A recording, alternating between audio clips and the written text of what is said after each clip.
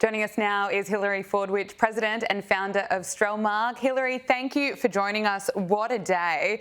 This is the art of the deal playing out. And just to recap, Donald Trump posted on Truth Social, based on the lack of respect that China has shown to the world's markets, I'm hereby raising the tariff charge to China by the United States of America to 125%, effective immediately. At some point, hopefully in the near future, China will realise that the days of ripping off the USA and other countries is no longer sustainable or acceptable. He goes on to say in his post there, conversely, and based on the fact that more than 75 countries have called representatives of the US to negotiate a solution, and these countries have not retaliated against the US, I've authorised a 90-day pause and a substantially lowered reciprocal tariff during this period of 10%, also effective immediately. Hilary, he's isolating China here. He's uniting countries that are willing to negotiate. Certainly seems like a Trump strategy and how he gets deals done.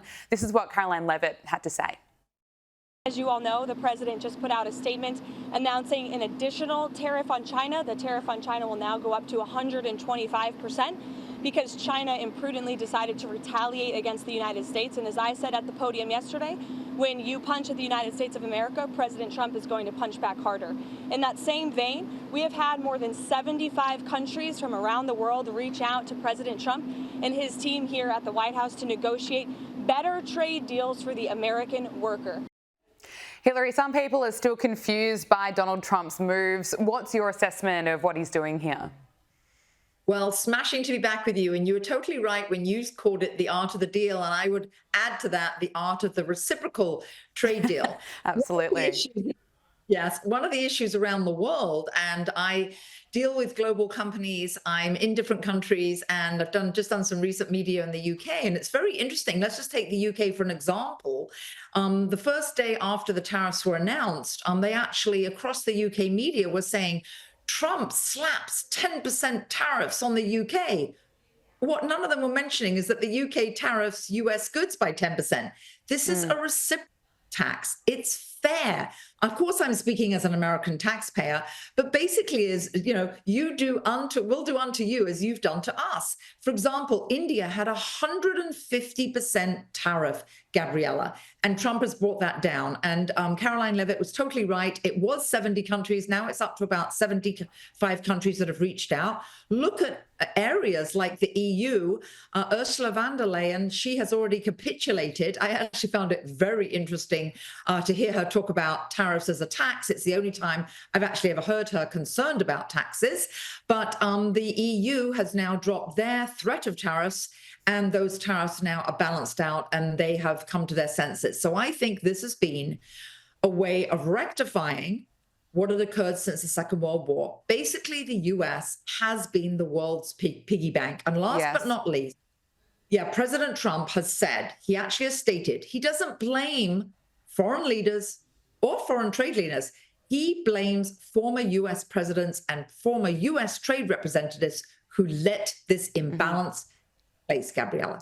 Absolutely. And it's interesting to get your commentary around the media in the UK. Certainly the media here in Australia were freaking out. And it just reminded me of 2020 when there was so much panic. And then we heard all these experts saying that we had to stay indoors and lock down and wear masks. And only a few years later, we actually were told that that was an overreaction. And it's just interesting hearing some of the experts complain about what Donald Trump is doing.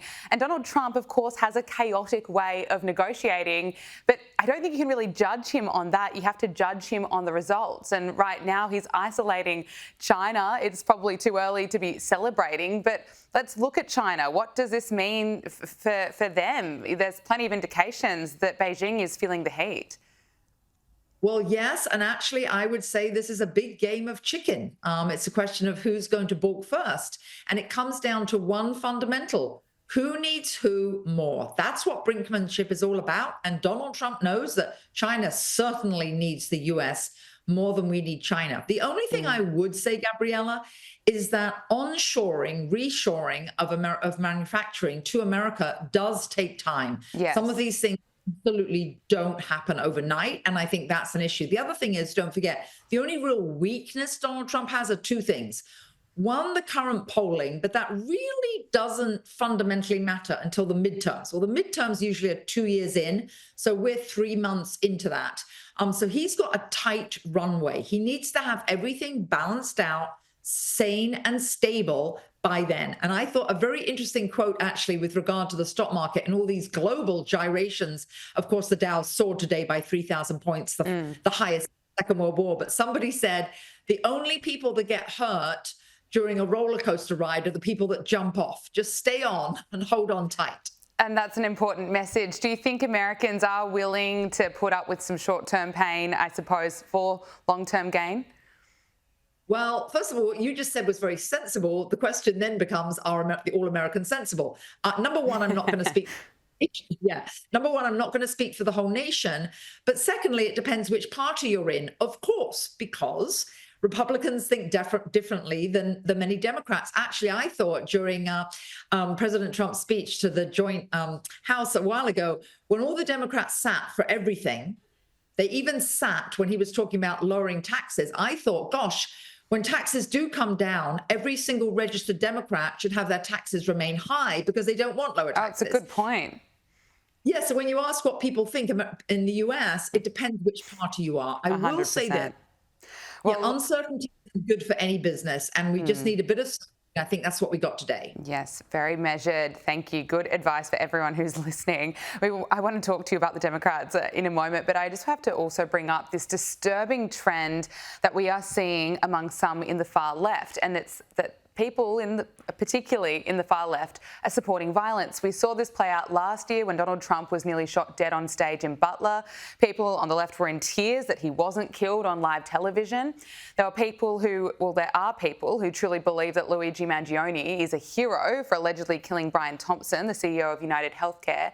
And we've seen people setting Teslas on fire and openly calling for figures like Donald Trump and Elon Musk to be killed.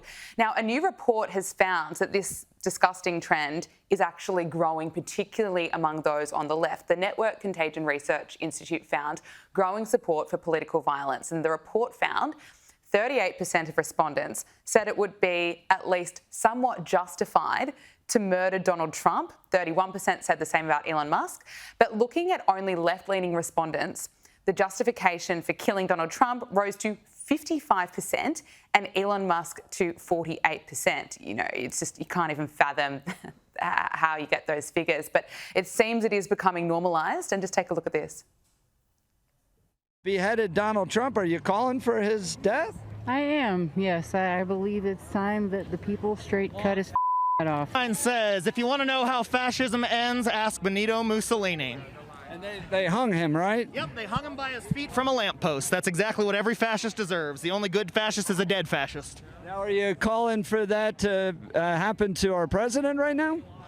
I believe that the minute that Donald Trump decided to start ignoring judicial orders, he gave up the right to be the rightful president of the United States. He's an enemy of the nation, and yes, I'd like to see him hung by his feet by a lamppost. But you wouldn't necessarily call for violence, would you? Are you supporting violence? I think there's the people in power, that's all they're going to listen to at this point. I feel like we've done the rallies, we've done all these things, and they don't listen, and that was something that finally got people to listen. You know, watching that goes exactly to your point that you can't speak for all Americans when you hear from people like that. But it is so disturbing, it is so sick, so effed up. Why are we seeing this become normalised? Why are we seeing this trend actually growing? Well, I do think that was being very much hyped in the media because all of these rallies, actually, if you go to them, two things. One, it's being hyped, and two, very interesting. So many of the signs look similar, and there's so many backpacks that are very similar. And then I've seen actually networks on the right interviewing some of these people, like, what exactly do you mean by a fascist? And they've got no idea. Right. They don't have it's just rhetoric. They don't have ideas. But also, importantly, the disturbing part is they're being funded by someone. And 5 of the people they interviewed in a row had a piece of paper and they said, oh, it's what it said on the paper they gave us. So they're being paid and they're being given paper. And then also, I'd just like to make a point here, though. This is on the left. Now, when the right disagreed with things like Bud Light had this transgender Mulvaney, a promotion, it was all going transgender. What did the right do? The right boycotted Bud Light. You didn't see the right burning down Bud Light factories or burning Bud Light. in the shop stores. It was just a boycott. Everybody has their right to protest, so just boycott if you don't like it. And last but not least, Gabriella, something that's rather actually idiotic and pathetic, if you ask me, is this burning of Teslas. First of all, very few people would have probably bought a Tesla. Right, there were probably people on the left that bought them. And secondly, if they're burning them, that's bad for the environment, and they're all leftists. Well, you know, that's just hypocrisy, isn't it? But that's nothing new from the left. And it's disgusting to just see those kind of comments. It's still shocking, even though it shouldn't be, because we've seen this kind of support for violence for such a long time now. But it still disturbs me every time I see people openly calling for it. But I want to talk about the Democratic Party. According to CNN, they have found fresh life in Bernie Sanders. I'm not even kidding. This is the headline. Bernie Sanders' message of resistance finds fresh life as Democratic Party searches for direction. And this is how this is speaking about Bernie Sanders' message of resistance against Donald Trump as the Democrats push to raise the minimum wage. But just take a look at this fresh life. We are. So we tell them. So we tell them. We are the union. We are the union. All right. Oh, Hilary, are you impressed? Are you worried? What do you make of it? No, actually, I think it should be comforting for all Republicans, because it's literally so ineffective. Again, I don't know if those people were paid or not, but they're not making a mark. And again, when taxes come down and the economy booms, what are they going to do? Are they going to opt out? I don't think so. And I think this is a lot of rhetoric. I think Bernie Sanders is somewhat of a failed politician anyway. Yes. So I think this is CNN really grabbing at straws. And the only reason, Gabriella, I can think of a logic why they're sort of pumping this up is that he's a recognized name, and that's all they're doing. Yeah. The polls. Yeah, absolutely. Well, Donald Trump has been speaking about the Democrats, saying they've gone crazy. Take a listen. Looking back, and I said before, the Democrats have taken a lot of beatings. They have lost their confidence. They've gone crazy. They've gone crazy. How about this new one they have? Their new star, Crockett. How about her? Is that real? Are they serious about that? That's their new star? If that's their new star, they're in serious trouble. I mean, this is Crockett. Oh, man, oh, man. Look, he makes a good point. They certainly are in trouble when you look at who could potentially be leading them. Crockett, Bernie Sanders, potentially Gavin Newsom. What's the future? What does the future hold for the Dems? Well, actually, it's interesting when you raise the issue of Gavin Newsom. He has this new podcast, and he's interviewing people from the left and the right, like even from the right, like Steve Bannon. I think he's trying to go center stream, because I think he wants to make a bid. He actually even, I believe it was with Joe Rogan, with somebody, he obviously has people that he thinks are going to poll bring in big numbers and poll well.